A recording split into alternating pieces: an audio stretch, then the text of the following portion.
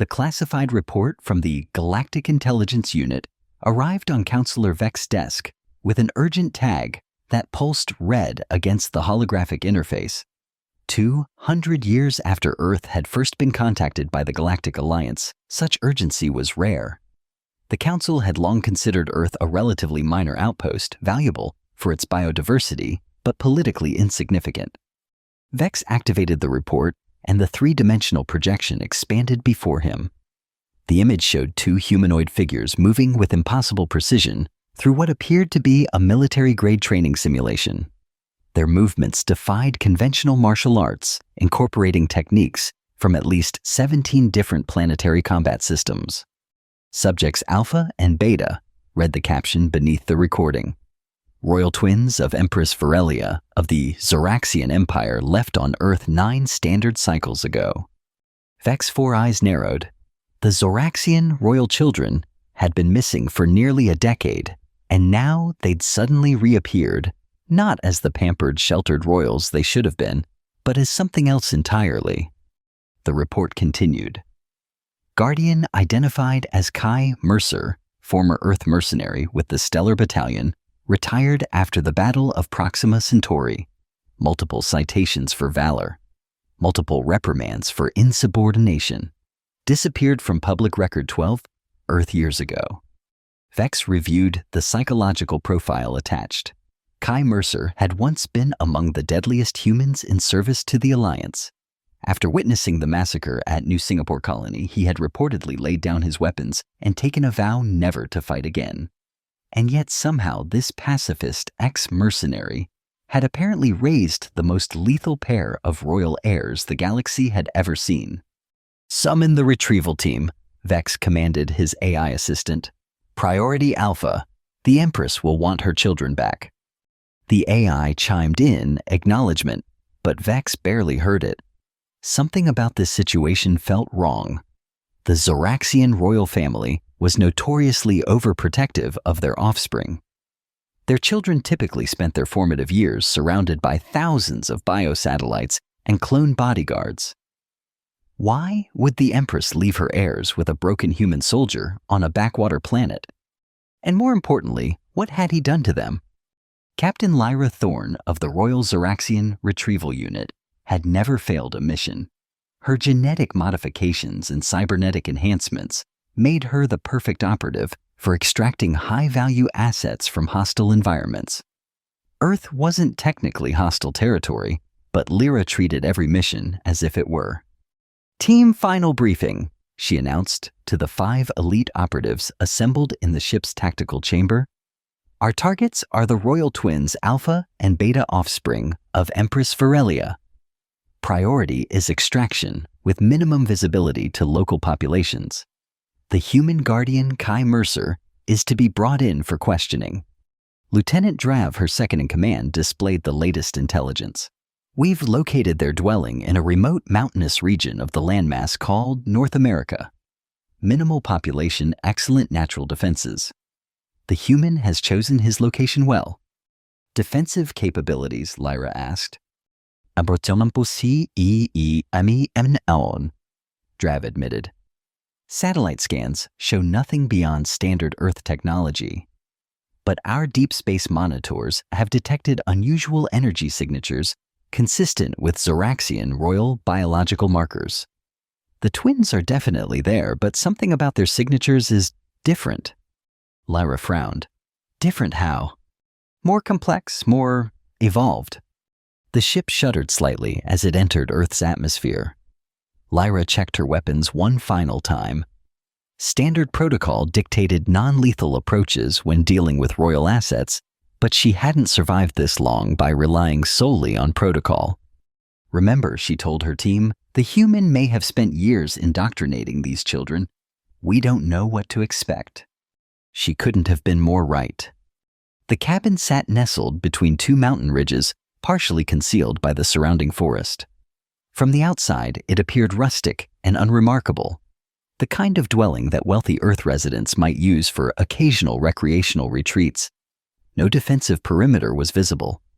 No guards patrolled the grounds, only a simple vegetable garden and what appeared to be a mechanical workshop adjoining the main structure, gave any indication of permanent habitation.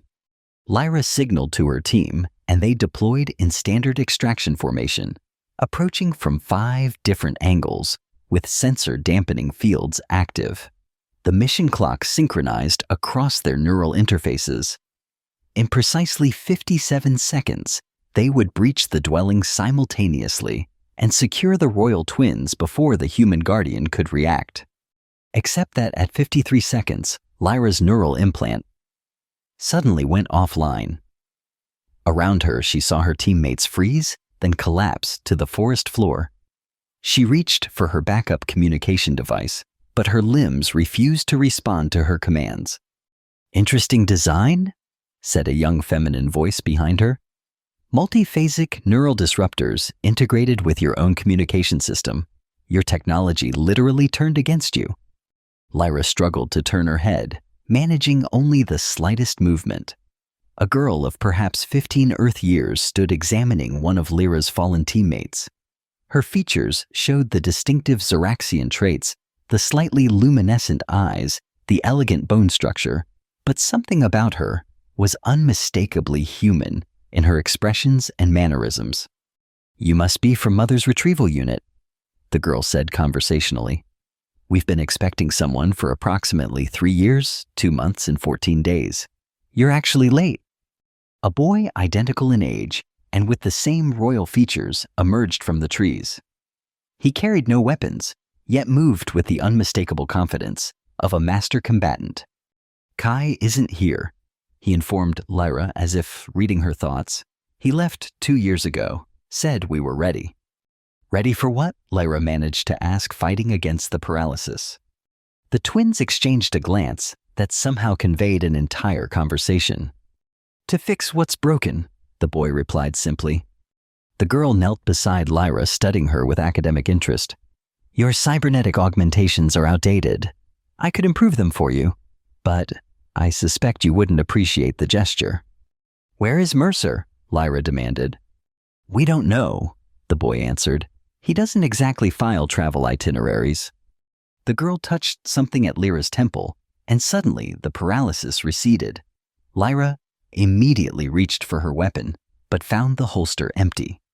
"We've disabled your weapons and removed your emergency transponders," the girl explained calmly. "We mean you no harm, Captain Thorne. In fact, we've been hoping someone from Mother's Court would eventually come." "How do you know my name?" Lyra asked, trying to regain her tactical composure. "We accessed your ship's database while you were conducting your stealth approach," the boy said, making air quotes with his fingers, a distinctly human gesture. "Your security protocols are, well, they're trying their best." Lyra slowly stood, assessing her options. The royal twins appeared unarmed, but had somehow neutralized her entire elite team without any visible effort. Protocol dictated that she should attempt to complete the extraction, but survival instinct suggested a more diplomatic approach. "Your Highnesses," she said formally, "I am under orders to return you to the Imperial Palace. Empress Virelia has commanded your immediate return." "Has she?" the girl asked, raising an eyebrow in a manner that reminded Lyra unsettlingly of the Empress herself. "Or has the military council issued that order in her name?" The question caught Lyra off guard. "I don't understand." "You will," the boy assured her. "But first, you should probably know that we've set your ship to self-destruct in approximately 10 minutes. Standard Imperial security protocol when a royal vessel is compromised. Don't worry, we've ensured it will reach a safe altitude before detonation." "You what?" Lyra gasped. "Perhaps we should continue this conversation inside," the girl suggested pleasantly. "I just made spiced tea. It's quite good." Lyra found herself following the royal twins into the cabin, her mission parameters collapsing around her. As she stepped through the doorway, she realized that the unassuming exterior had been an elaborate deception. The interior was a seamless blend of advanced technology and comfortable Earth furnishings. Holographic workstations displayed complex theoretical models that Lyra could barely comprehend. One wall was covered entirely with what appeared to be news reports from dozens of different worlds. On the central table sat an innocuous teapot and 3 cups. "You've been busy," Lyra observed, glancing at a holographic display showing the schematics for what appeared to be a revolutionary propulsion system. "Kai believes in learning through doing," the girl explained, pouring the tea with practiced grace. "I'm Anya, by the way. My brother is Kale. Those aren't our royal designations, of course, but Kai said we should have real names." Kale gestured to the cup. "It's not poisoned. We have no reason to harm you." Lyra cautiously took the cup. "If Mercer isn't here, who has been training you?" The twins exchanged another of their communicative glances. "You misunderstand," Anya said. "Kai never trained us to fight. He trained us to think." Outside, a distant explosion marked the destruction of Lyra's ship. She winced at the sound, but remained seated, increasingly certain that her mission parameters were based on fundamentally flawed intelligence. "Where have you been all these years?" she asked. "Our intelligence suggests you've never left this planet, yet you seem to have knowledge of galactic events." Kale smiled enigmatically. "We've been exactly where we needed to be." Over the next 6 hours, Lyra's understanding of the situation underwent a complete transformation. One by one, her team members were brought inside as they recovered from the neural disruption. Together they listened as the royal twins revealed fragmented pieces of a puzzle that slowly took shape, a puzzle far larger and more complex than any of them had imagined. "There is corruption at the heart of the Empire," Anya explained, displaying evidence of massive resource misappropriation by the military council. "While Mother maintains the appearance of absolute authority, her actual power has been systematically undermined for decades. The real control lies with General Varax and his supporters," Kyle continued. "They've been manipulating galactic conflicts to justify military expansion, assassinating political opponents, and stockpiling weapons technologies banned by the Alliance." Lyra shook her head in disbelief.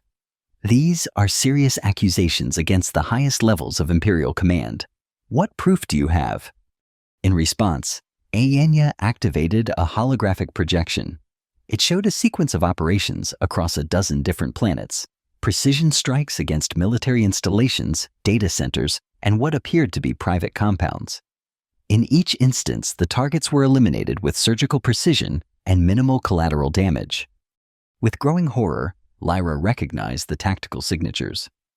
These operations, they were attributed to various insurgent groups or classified as accidents. "They were neither," Kale said quietly. "They were us." "You?" Lieutenant Drav exclaimed. "That's impossible. Some of these operations would require teams of elite operatives, advanced weaponry, deep intelligence. Or 2 individuals with the right capabilities and motivation," Anya said. "We've been systematically dismantling Varax's shadow network. Weapons caches, illegal research facilities, blackmail archives, all the infrastructure supporting his planned coup." Lyra stared at the twins, struggling to reconcile their apparent youth with the strategic brilliance evidenced by the operations displayed before her. "How your children, royal children at that. How could you possibly have developed these skills?" Kale looked momentarily uncomfortable. "That's where things get complicated. Our Zoraxian genetics contain certain dormant capabilities that typically remain suppressed in royal offspring. The military council has historically ensured these traits remain inactive to maintain control over the royal line. But away from their influence with the right environmental triggers," Anya trailed off.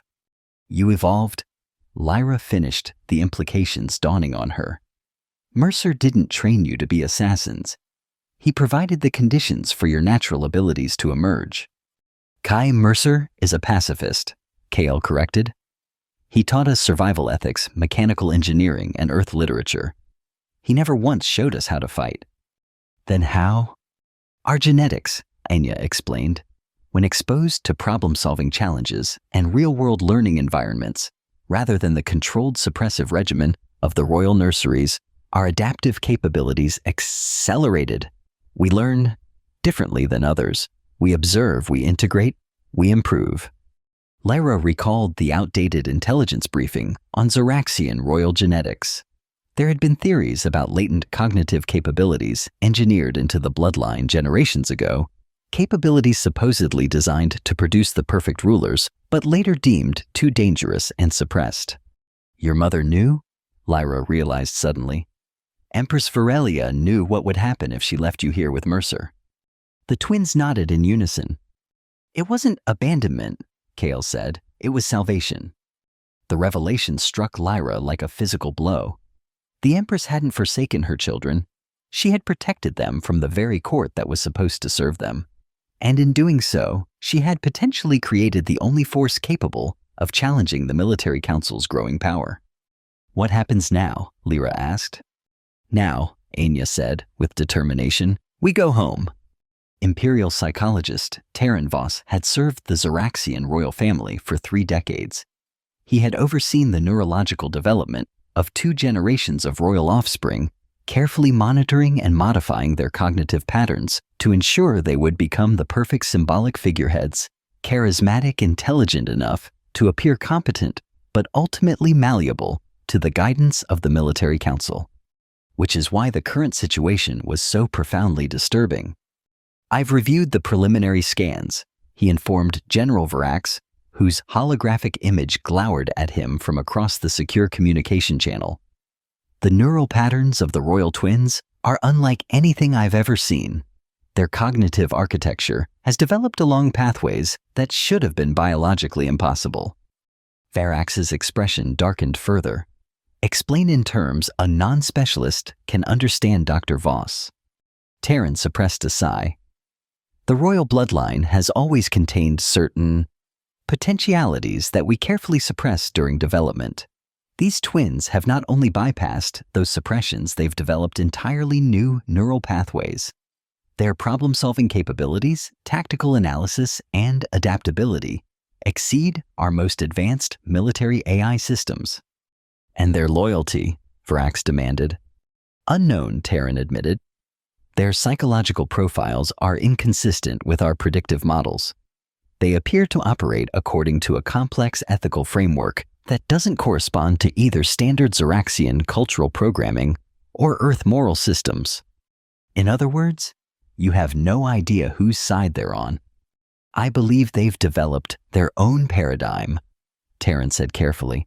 However, preliminary analysis suggests strong attachment to their human guardian and possibly to the Empress herself. No indications of loyalty to the Council or Imperial protocols. Varax's image flickered as he paced. This is unacceptable. The succession ceremony is in 3 days. We need those twins controllable or eliminated before then. Terran felt a chill at the casual way Varax contemplated the murder of royal heirs. General, with respect, these children are not merely unusually intelligent. If my analysis is correct, they may represent an evolutionary leap in Xeraxian capabilities. The potential scientific value alone. Your scientific curiosity is noted, Dr. Varax interrupted coldly. But the stability of the Empire takes precedence. Find their weaknesses. Everyone has them. The communication terminated, leaving Terran alone with his troubling data and even more troubling conscience. He had always understood the ruthless political machinery behind the Empire's glittering facade, had even contributed to it through his work optimizing royal development. But something about these twins, about the natural potential they represented, made him question everything he had spent his career doing. He returned to the neural scans, looking not for weaknesses as instructed, but for answers. In the Imperial Gardens, Empress Varelia walked alone for the first time in years. She had dismissed her ever-present guards with a rare, direct order, citing ancient royal tradition that even the military council couldn't openly challenge.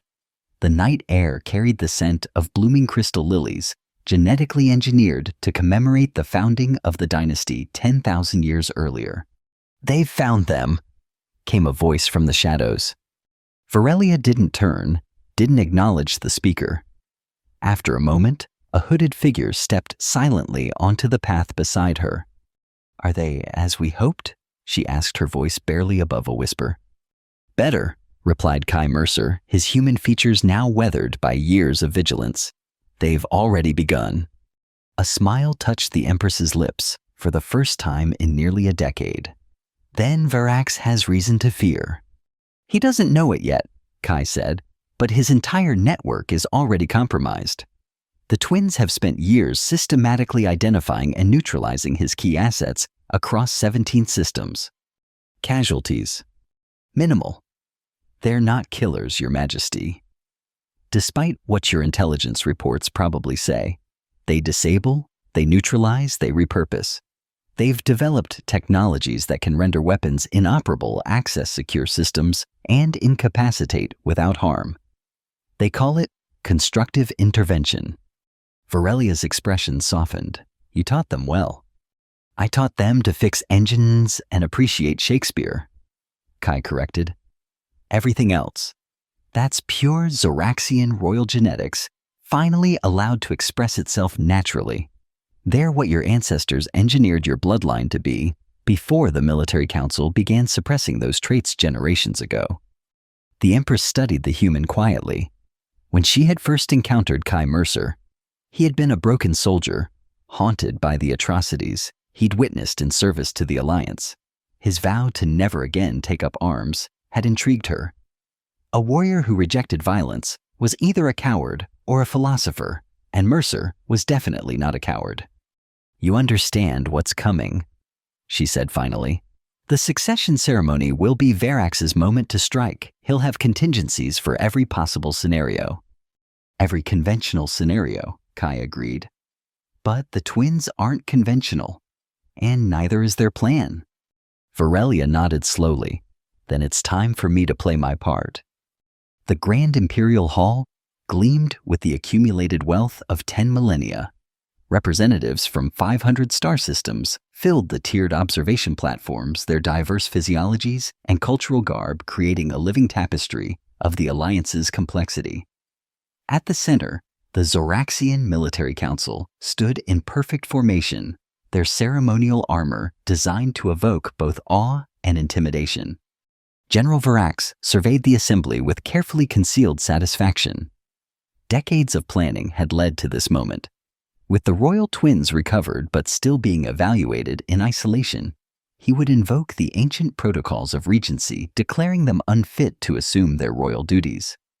As Lord Regent, he would finally transform the symbolic authority he had long exercised into legitimate, absolute power. The Empress sat upon the crystalline throne, outwardly serene, but surrounded by Varax's personally selected guards.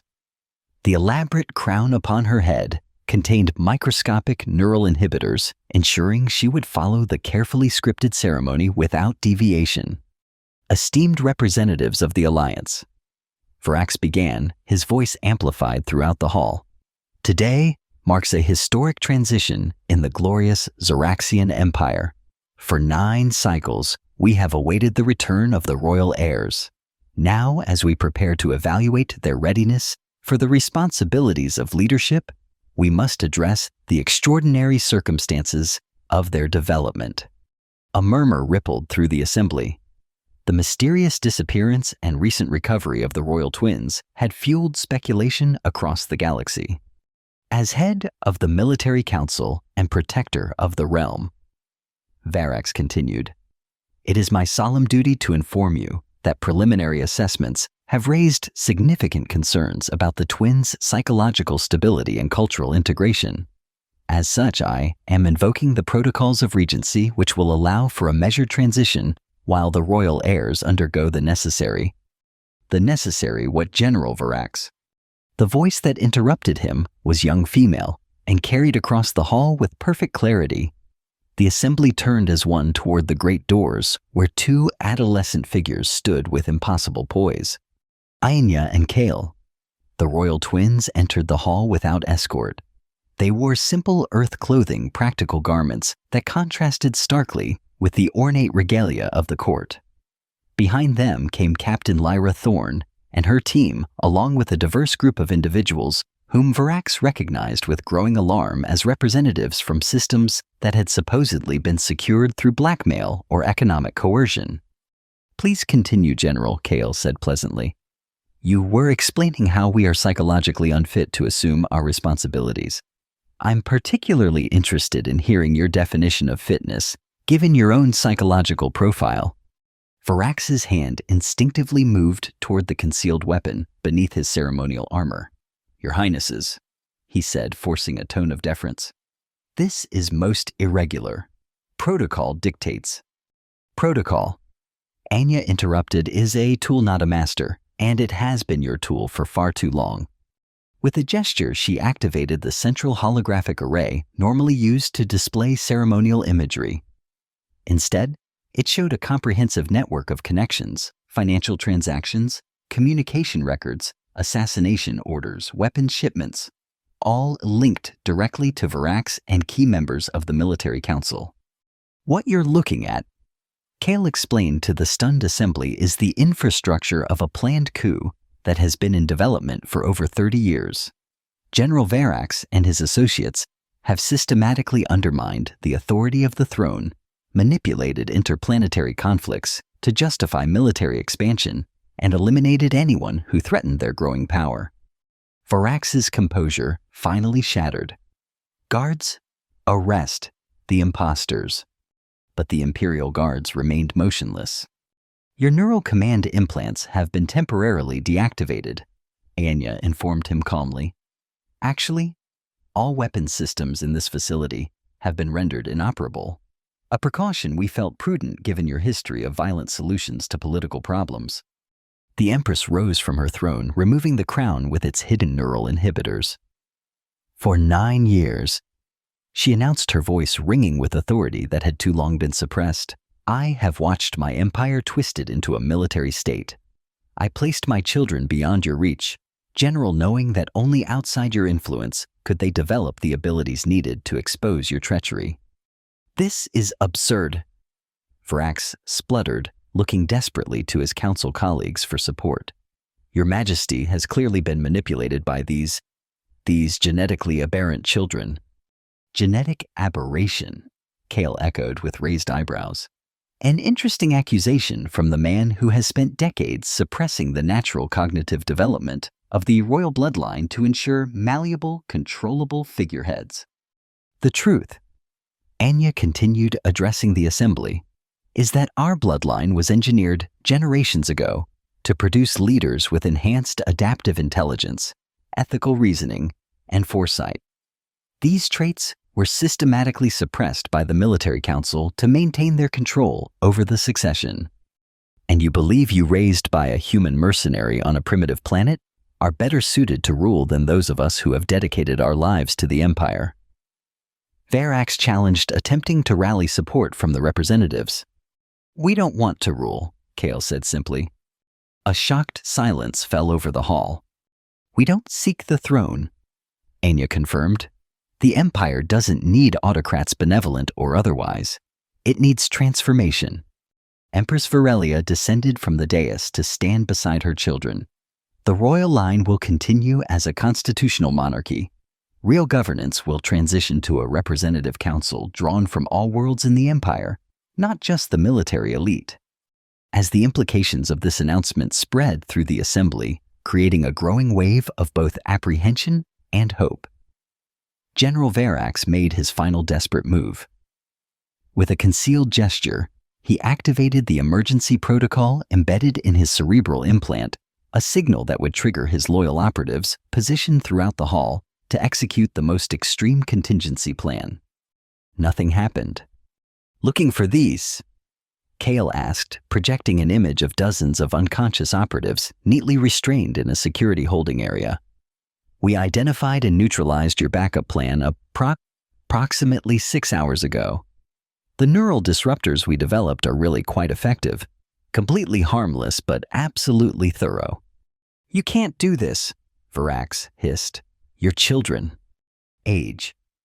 Anya replied with unexpected gentleness, is less relevant than wisdom. And wisdom comes from experience, not years. Imperial officers moved forward to take Varax and the military council members into custody.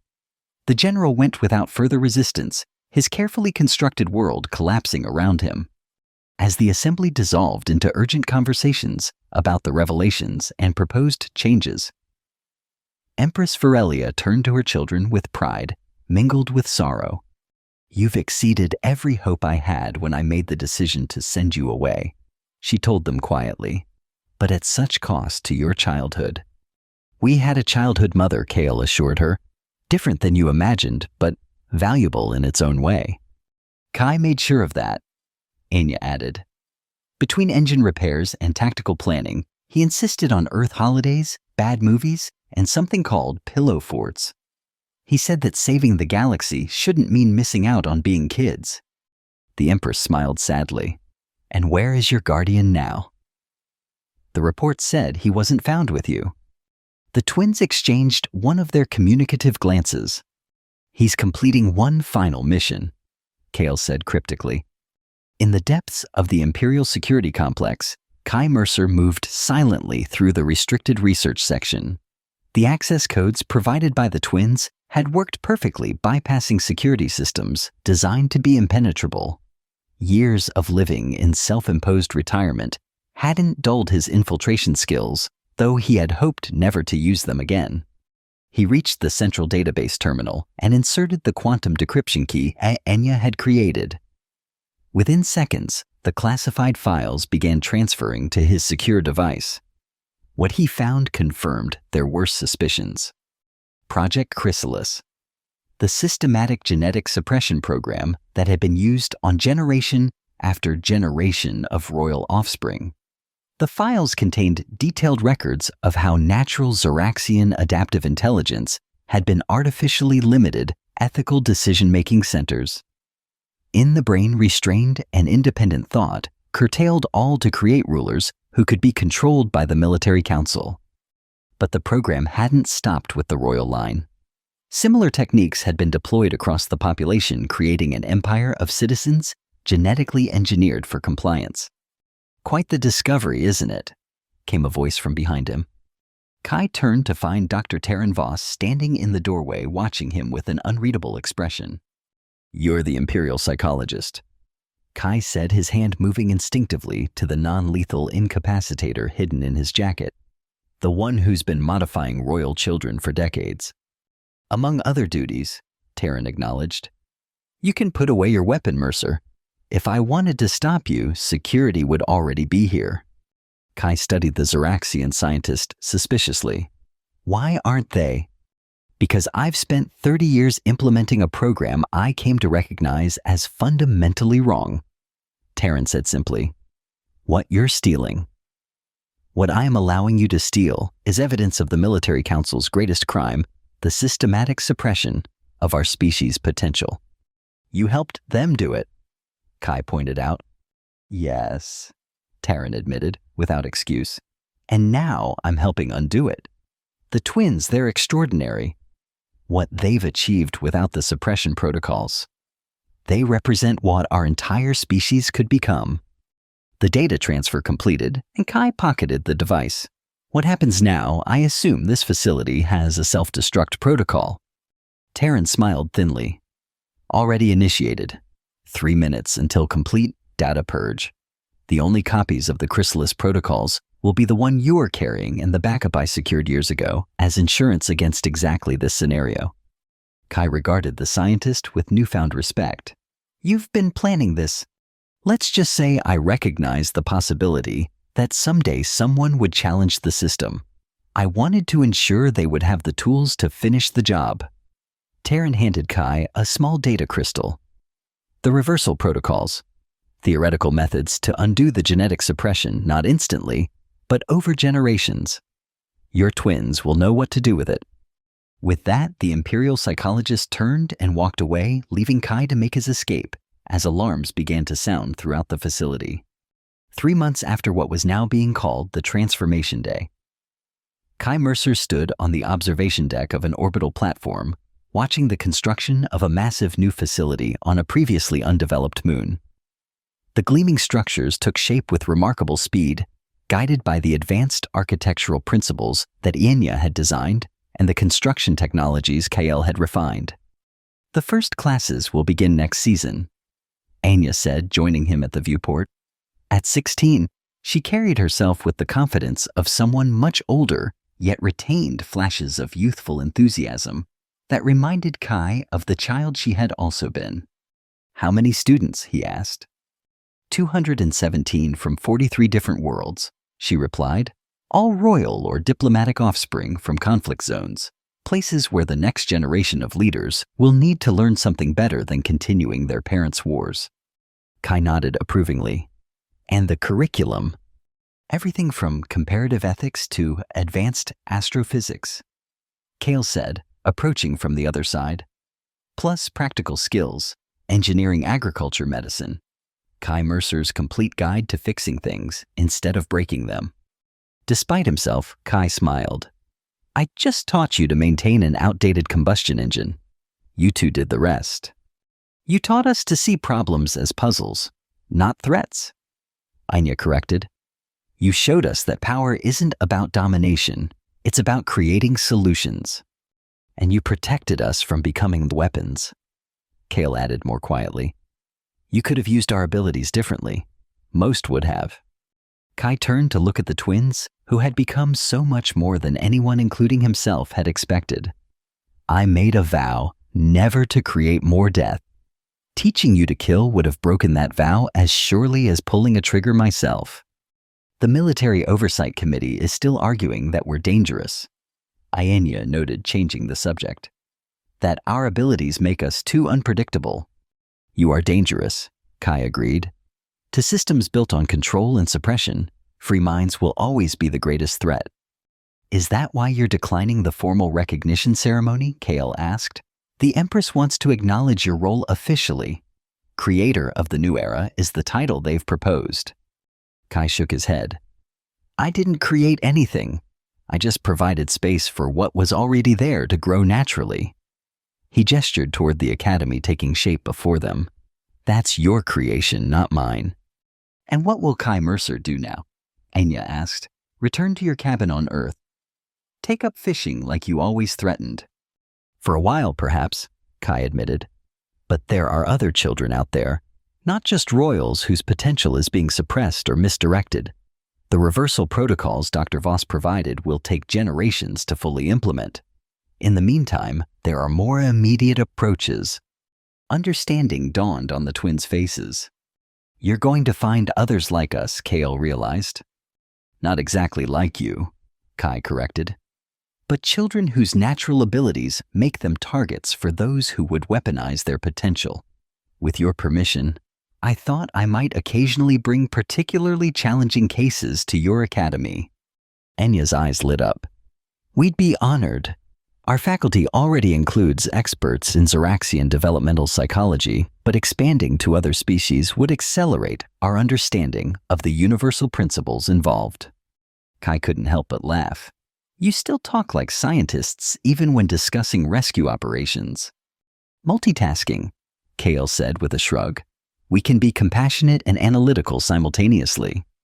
A comfortable silence fell between them as they continued watching the academy's construction. After a moment, Anya spoke again, her voice more subdued. "Do you think the news reports are right that we're killers?" Kai considered the question carefully. The galactic media had been filled with sensationalist stories about the twins' activities during their years of covert operations. The best killers in the galaxy had been one particularly popular headline. "I think," he said finally, "that the best killers aren't those who take lives, but those who end cycles of destruction. By that definition, yes, you may be the most effective killers the galaxy has ever seen. You've killed wars before. They began, killed hatred before it could take root, killed oppression by creating alternatives." "Metaphorical killers," Kale said, sounding relieved. "The most important kind," Kai confirmed. "Anyone can end a life. Creating new beginnings, that's the real challenge." As the three of them stood watching the academy take shape, a testament to transformations rather than destruction ships from across the galaxy continued to arrive, bringing the first generation of students who would learn a different way forward. Not through dominance or suppression, but through understanding innovation and the courage to evolve beyond the limitations of the past. The classified report on General Verax's desk had once predicted that the royal twins would become the deadliest weapons in the galaxy. In a way, that prediction had come true, though not as anyone had expected. They had become deadly indeed, to corruption, to oppression, and to the very concept that power must always be built upon fear. The galaxy, much to everyone's shock, was better for it.